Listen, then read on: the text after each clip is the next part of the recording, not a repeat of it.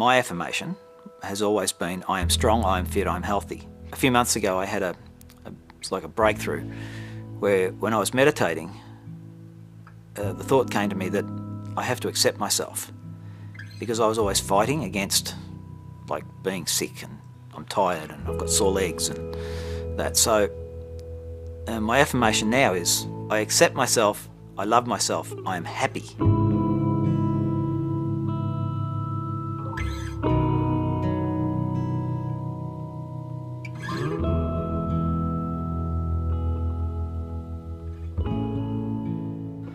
My name's Adrian, I'm 32, I'm from Morwell in Gippsland in Victoria. I'm married and I've got a 3-month-old daughter named Miller. I have Waldenstroms, macroglobulinemia, which is a form of lymphoma. It's one of the rarer forms of lymphoma. I'm a retired physical education teacher, and for the last few years I've just been concentrating on Taekwondo, which I've been doing for 40 years. I'm an instructor, and I run a Taekwondo club with my wife Bronwyn. I've been in Australia for 40 years, originally from Ireland. My husband and I came here, and we got married in Ireland, came here, and have 2 children here, and are very happy in Australia. I'm a teacher by profession. I'm now retired, and have recently become a grandmother. I'm also a volunteer driver with the Leukaemia Foundation, which has been a great opportunity for me over the last couple of years. I was originally put onto the Leukaemia Foundation by my oncologist, Joe, because he thought it would be a place that I could pick up some information. It all began, I had a really bad cold, and I just thought I was a bit tired, run down. It was actually the week before our wedding. So we're running around, and I just thought, it was just part of the wedding, and I felt a little lump on the side of my neck. And I sort of thought, that's a bit strange, and had the wedding, went on our honeymoon, and at the end of our honeymoon, I started getting these night sweats. I was waking up saturated, and I'm thinking, this isn't right. And I was getting really tired.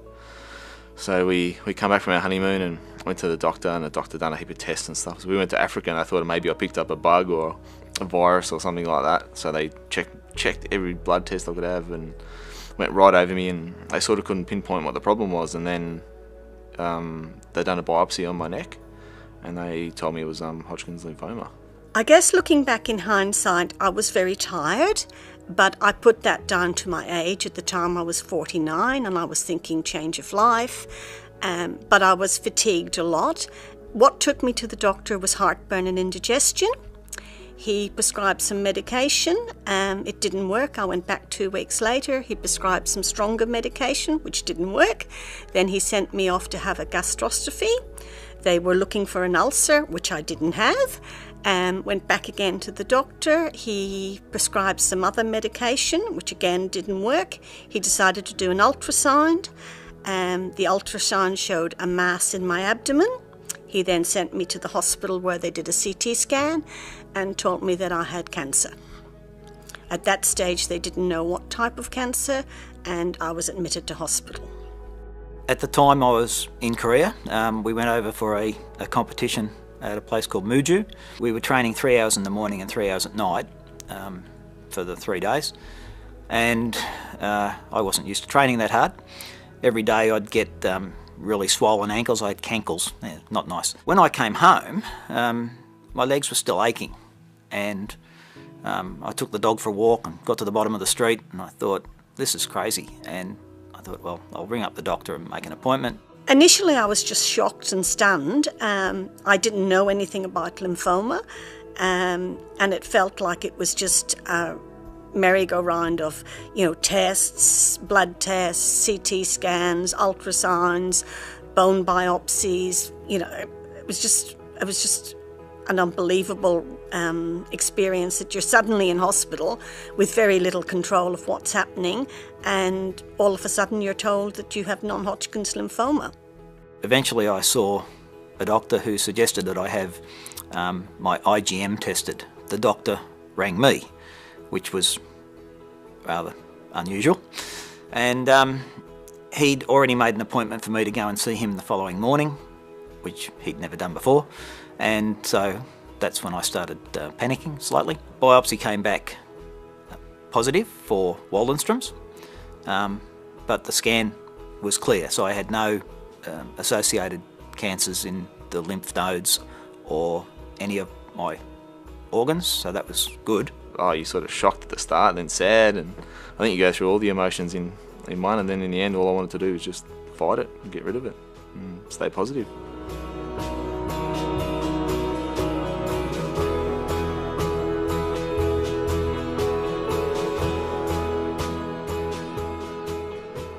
The night after I had the sort of IgM spike, I went home and Googled IgM spike, and it came up with the two things, Waldenstroms and whatever the other thing is, I can't remember. And I clicked on Waldenstroms, and it's the first thing I read was life expectancy 2 to 5 years, so I turned the computer off. And that was like the first I'd heard of Waldenstroms, and I was a phys ed teacher, so I understood basic anatomy and circulatory system, blood, lymph, so I knew that it existed and that it was vaguely a blood cancer, but that was all. I don't think I had a lot of information before I started treatment. Because I was sent to an emergency room at a hospital, they did a CT scan and I was immediately admitted to the hospital. The only information that I got was from the nurses and from the doctor. And initially that was very limited until they found out exactly what sort of cancer I had. And then it was fed to me very slowly, the information about the treatment and the outcomes and the side effects. It was all given to me very slowly. I guess it took a lot of time for me to absorb all that information. And it was really only after that I'd finished the first lot of treatment that I was able to seek information out myself from different organisations. I knew a little bit about it. I knew that Dr. Goodrum had it.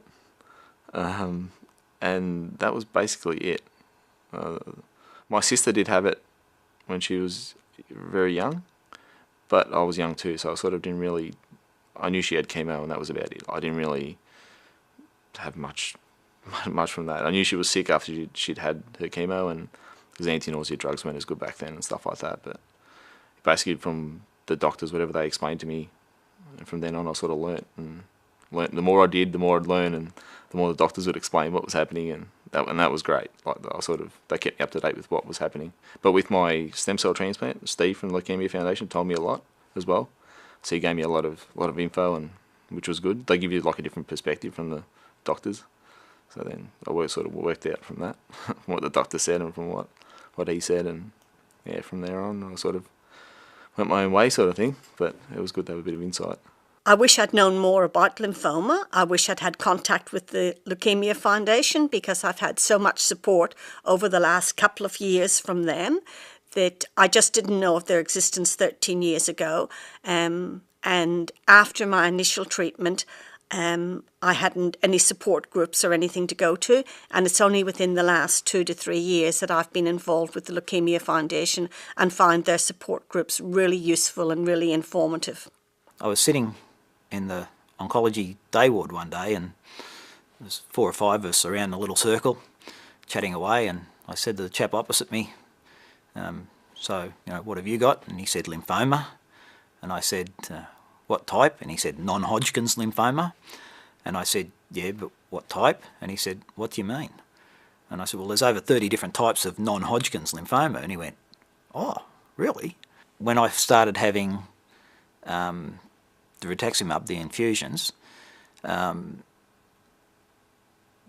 nurses that work in the oncology ward are brilliant, and they gave me a heap of stuff to read, and sat down with me and asked me if I had any questions, and to make sure that I was comfortable with everything. So yeah, it's a couple of years ago now, but I remember that process being quite thorough, so it sort of makes you a bit more confident.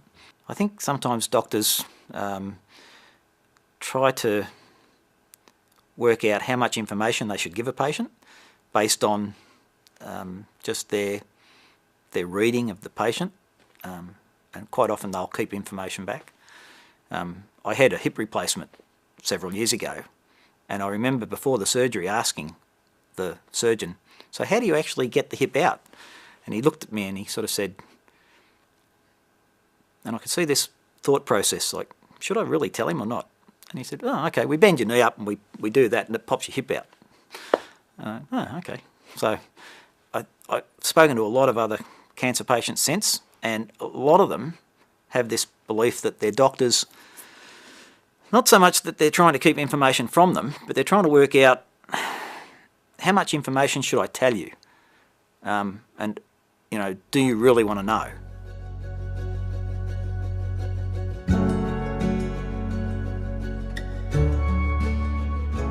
I've actually had a lot of treatment for lymphoma. I was first diagnosed with a B-cell lymphoma and had treatments of CHOP, and then 6 weeks of radiotherapy.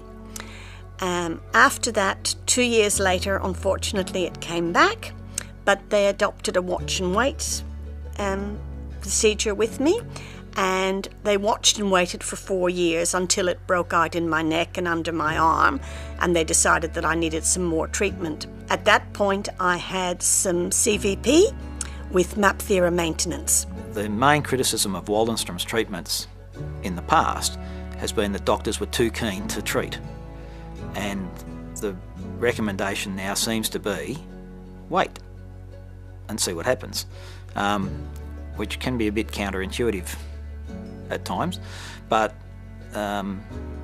you know, it is sort of more or less the agreed treatment now. Of course, I'm not a doctor and don't know that much about it, but wait and watch didn't worry me. The only thing that worried me was, why am I so tired, and why do my legs hurt? So I started off on chlorambucil, which is just a little tablet, and I think it was 6 tablets every morning. You keep them in the fridge. As Joe explained to me, it's a very mild form of chemotherapy. Doesn't even make your hair fall out, which is good. I'd only finished the MAPTHERA maintenance, which was for 2 years. I'd only finished that 5 months when the cancer came back again, the lymphoma came back again. It was low grade. So I had some more MAPTHERA, 4 in a row, and then a gap of 6 months and another 4 in a row. Unfortunately, the first 4 in a row shrunk the tumour, but the second lot didn't, and it had started to grow again. After a couple of months, he decided to include rituximab, which is the one you have the infusion for. And so I was on R-CHOP for about 7-8 months. So I had 12 cycles of chemotherapy, my first treatment, and it worked, and it was gone for good. That's what they told me. I had 3 months reviews, and before my last 3rd month I felt a lump on my neck again, and it returned. So that sort of put a spanner in the works, and I sort of thought, oh no, it's back again. And then went back to my oncologist, had more scans and stuff like that, and they basically told me I had to have a stem cell transplant. They sort of said your immune system's going to be nothing, you're going to feel horrible, but until you experience it yourself, you sort of don't know what to think. Yeah, you could feel your body, and you have a blood test every day, and you see all your blood counts, and they hit rock bottom, and like there's nothing, and you think, if I get one little thing, I'm going to be really sick. But then, yeah, you watch them slowly kick back in, and you come good, and you go home. But yeah, it took a while. That was probably the hardest thing. And then I had radiation after that, and that was for a month. And radiation was pretty good. It sort of got bad sunburn on the areas they treated. But apart from that, I was pretty good. That was a breeze, if you could call it that. Since then, my bloods have been constant. They dropped for about 18 months, and now they're quite low and constant. I don't have any treatment at all now.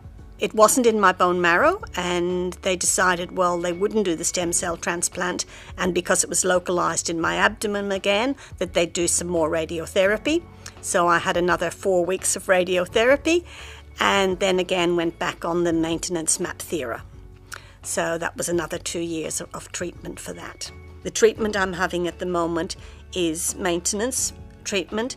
I tolerate it really well. It keeps me really well, and I'm more than happy to have that every 2 months. And the way I look at it is, if I was a diabetic, I'd be on insulin 3 times a day. If I've got to go into day chemo once every 2 months and have some treatment, well, that's the way it is. It's a difficult time, treatment. I would never tell anyone it's easy, but I wouldn't be alive today if I hadn't had the treatment that I have. I think the hardest thing is telling your family and friends, because they sort of don't know how to react. And I don't want people to feel sorry for me either, so I didn't want to tell them for that reason. I reckon it's harder for the people close to you than it is for yourself, like for my wife and stuff. And my family and friends, it was a lot harder, I think, than me. The first thing I did was I wrote an email. Now, at that stage, I was pretty emotional, and I didn't want to ring up all my brothers and sister and friends and that sort of thing. So I basically wrote this generic email and sent it to all my close friends and family members. So that saved me making those telephone calls. When you have treatment and you are sick, you find out who your friends are. Some people who I considered acquaintances were extremely good to me when I was sick, driving me to and from radiotherapy appointments. My husband always took me to chemo, but with radiotherapy being every day for 6 weeks or for 5 weeks, my husband couldn't take time off every day to take me to the hospital. So some friends who I considered only acquaintances stepped up and offered to drive me. And, one person would do it every Tuesday, one person would do it every Thursday. Other people that I considered my friends dropped off very quickly. So it gave me a new perspective on who my friends were and what type of friendships was important. Bronwyn, my wife, was still overseas at the time, so it was like just trying to get the information out there without, because she didn't know anything about this until she came back to Melbourne. So, yeah. She was competing at the World Championships in Russia, and I didn't want her to know. I didn't want anything to affect her, performance. So it was a interesting conversation in the car on the way home from the airport. But yeah, she's been really good. She's a rock. She's quiet, but she's never sort of broken down and become hysterical or any of that sort of thing. So that's been helpful, having someone that was confident and just positive. It was hard seeing them go through it. I think my wife, it was hard watching her. She'd come in every day and sit beside me, and it would have been that boring for her. Some days I just couldn't be bothered doing anything. And yeah, so family and friends are a big part. I don't know if there was a single thing that was the most helpful in managing lymphoma. I try and eat a healthy diet. I try and exercise, but it's fairly gentle. I liked going back to work, so after my first lot, every fortnight I'd go back to work, and that was good for me because you forget about being sick, and then it's a bit of a physical job, so that was a little bit harder, trying to, your body's run down a little bit, but you still try and do what you can. You forget that you're sick, and for those few days you go back to work, so it's good. It takes your mind off it, or for me it did anyway. Took my mind off it and sort of put a bit of normality back into my life. I do love driving for the Leukaemia Foundation. It's been a great opportunity to meet people. Even during my chemotherapy, when I lost a lot of weight and didn't want to eat, one of the things, it sounds silly, but one of the things I enjoyed was watching cooking programs. And it was something I would do even if I felt really bad and didn't feel like getting up on a particular day. I'd get up and watch a cooking program. I never cooked the things I saw on the television, but I enjoyed it. And I think people have to find out what works for them. Some people like music, some people like relaxation, some people like to read. For me, it was watching cooking programs. Now that I'm well, it's one of the things I do enjoy. I enjoy cooking, I enjoy baking, I enjoy having people over. So you've got to find out what works for you and how to relax during your treatment. Taekwondo does help because it gives me an outlet and it's a positive thing. The other thing that's been helping me is yoga. So I've been doing yoga for about 2 years. Yeah, you sort of just go through it and deal with it. I just took it a day at a time.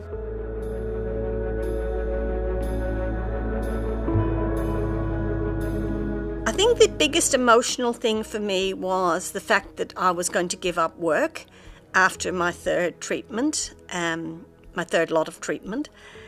I took a long time to come to terms with that, and I had a lot of pressure from different people saying, make a decision, are you going back to work, are you not going back to work? And that was a very difficult time for me. I stuck my heels in because I'm a bit of a stubborn person at times, and decided, well, no, I was going to take my time to come to that decision, and I'm glad I did. I took probably about 12 months to come to the realisation that, yes, it was time for me to retire and that I wasn't going back to work. Just before I was diagnosed, me and my wife were married, and then I was diagnosed and said, you're going to have chemo, which will probably reduce the chances of you ever having kids. And I've gone, oh, that's not good. And our oncologist said, you could go to an IVF clinic and have your sperm frozen for later on. And I thought, oh, well, that's a great idea, because if there's no second chance, you're not going to go, oh, well, I'll do that later, and then it's too late. So I went and had that done, and I went through my 12 cycles of chemo, and they said I was in remission. So then we rang the IVF clinic up and said, oh, this is what's happened, blah, blah, blah. And they said, oh, yeah, come in and see us. And they used my frozen sperm, and it worked great, and I got a little baby girl out of it. So that